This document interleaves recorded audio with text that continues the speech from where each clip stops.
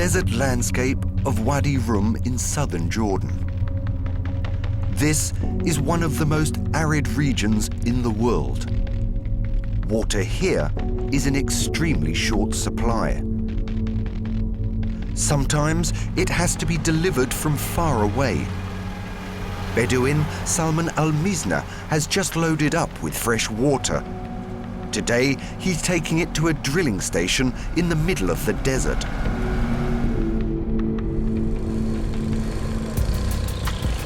The drilling engineers depend on Salman's deliveries.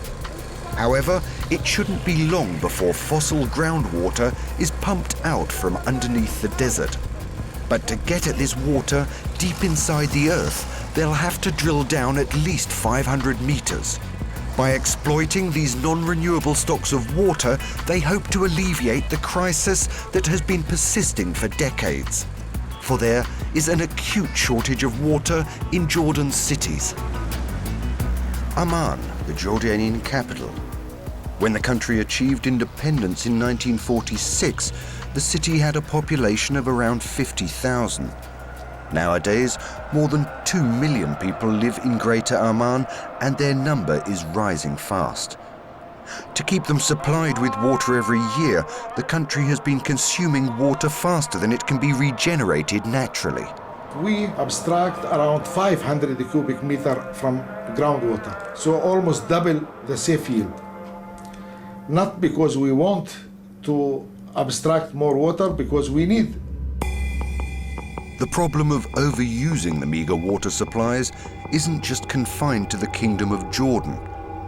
About 200 kilometers northwest of Amman is the Sea of Galilee, one of Israel's main sources of water. In many years, more water is pumped off than can be replenished by natural influx into the lake. The water level is getting dangerously low. Pollution and salinization are the result. Each year, Israel consumes about 1.7 billion cubic meters of water. About half of this is pumped into agriculture. The main crops in this region, such as bananas, are water intensive. It takes about 800 liters of water to produce just a single kilogram of bananas. 300 kilometers to the south is the Dead Sea. Because less and less fresh water is flowing into it, the water level here is also sinking rapidly at a rate of 1 meter per year. The receding shoreline is now so far away that many swimmers have to use transport to get to the water. The falling water level has also resulted in deep craters. For safety reasons, large stretches of the shore have been declared off-limits. This area was once home to a large campsite. Israeli Simon Chokran used to work as an attendant here. These holes, up to 30 meters deep, are also one of the consequences of the falling water level. They're created when underground layers of salt dissolve. The cavities subside and the earth caves in. That's the one when the girl falls down. And the same day, the place, it's closed. The wall between Israel and the Palestinian territories.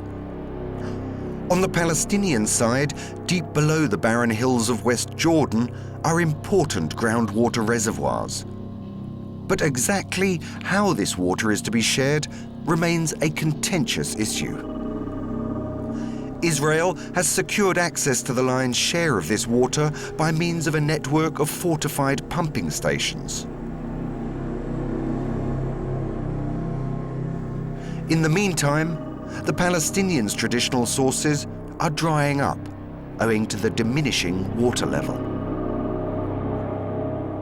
The Palestinians in Jericho and in other cities, even they don't find drinking water, not only agricultural water. And we are agricultural community. Without water, no development in Palestine. In some cases, the tense political situation causes dramatic repercussions on the environment. The Kidron Valley east of Jerusalem. Every year, some 10 million cubic meters of untreated sewage are discharged into the valley. Because the Israeli and Palestinian authorities can't agree, this problem has never been solved.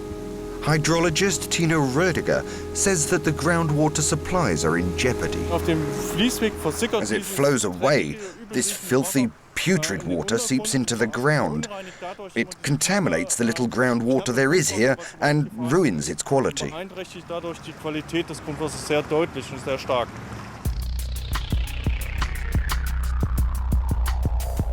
Hydrologists Tino Rödiger and Christian Siebert aim to systematically map the groundwater resources in the region.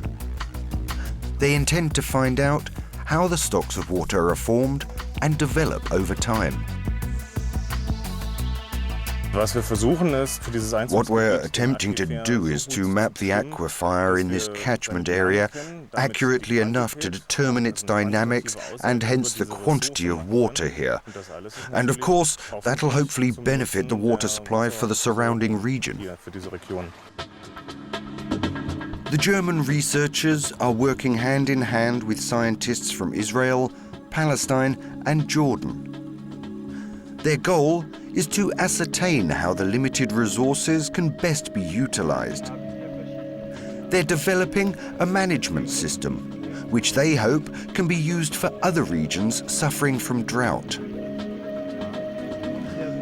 For example, many fields could also be irrigated with treated wastewater. At this pilot plant near Amman, various ways of purifying sewage in small decentralized treatment plants are being tested.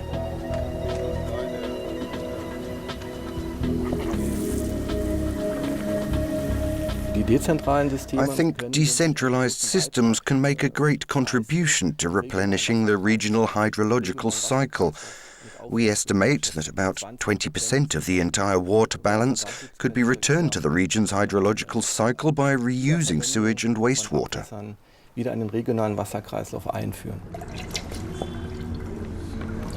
Realizing just how precious water is and the different ways in which it can be used is of key importance.